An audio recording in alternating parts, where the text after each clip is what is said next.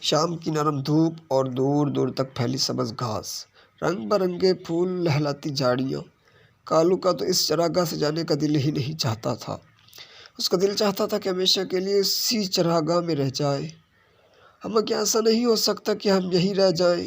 مجھے سخت زمین والا وہ گندا گھر اچھا نہیں لگتا۔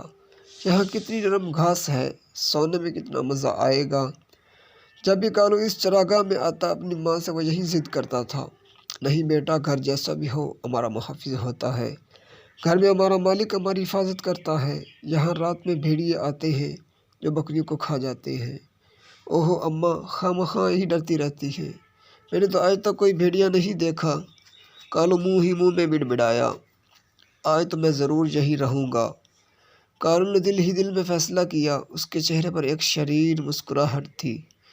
جب مغرب کا وقت قریب آنے لگا تو چرواہے نے سب بکریوں کو ایک جگہ جمع کیا اور گھر کی طرف ہانکنے لگا۔ کالو جلدی سے ایک گھنی جھاڑی میں چھپ گیا۔ کالو کی اماں اسے نہ پا کر بہت پریشان ہوئی اور زور زور سے اسے آوازیں دینے لگی۔ اس کی گھبراہٹ دیکھ کر چرواہے کو بھی کالو کی غیر موجودگی کا پتہ چل گیا۔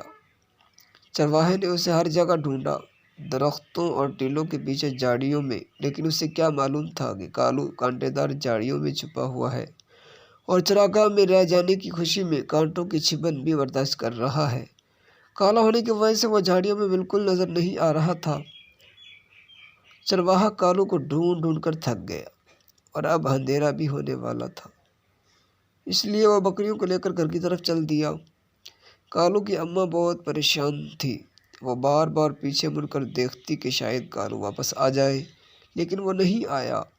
سب کے جانے کے بعد کالو جھاڑیوں میں نکل آیا۔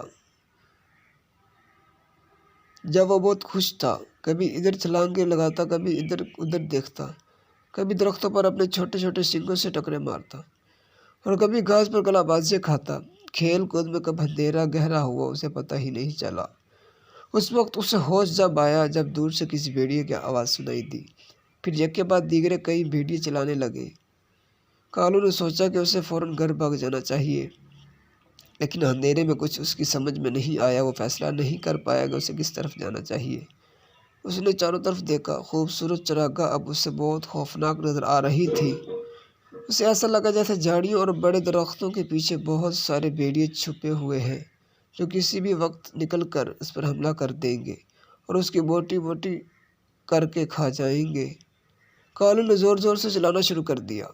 کالو کی اماں جو کالو کے انتظار میں ابھی تک جاگ رہی تھی، کالو کی آواز سن کر زور زور سے چلانے لگی۔ اس کے چلانے سے چرواہے کی آنکھ کھل گئی۔ اب اسے بھی کالو کی آواز سنائی دے رہی تھی۔ اس نے جلدی سے لالٹن لی اور آواز کی سمت دوڑ لگا دی۔ دور سے لالٹن کی روشنی دیکھ کر کالو کی جان میں جان آئی۔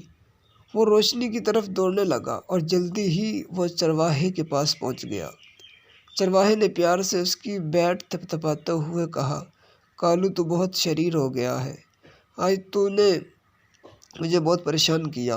کالو محبت سے اپنا سر اس کی ٹانگوں سے رگڑنے لگا۔ جب کالو گھر آیا تو اس نے اپنی اماں سے معافی مانگی کہ آئندہ وہ بڑوں کی بات مانے گا۔ اس کی اماں نے اسے خوب پیار کیا۔ آج کالو کو یہ گندا سا جھونپڑا بہت خوبصورت اور پرسکون لگ رہا تھا۔